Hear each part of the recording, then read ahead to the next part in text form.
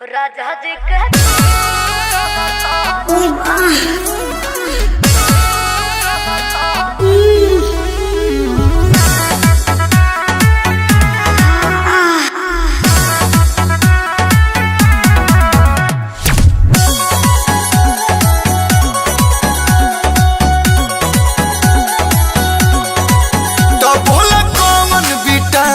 के डोज ले बेलू जानू हफ्ता में आके रोज रोज ले बेलू हे जा बोला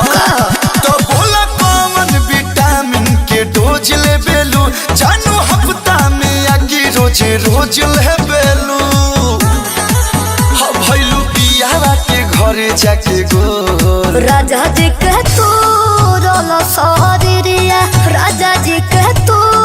रोला सारिया उठला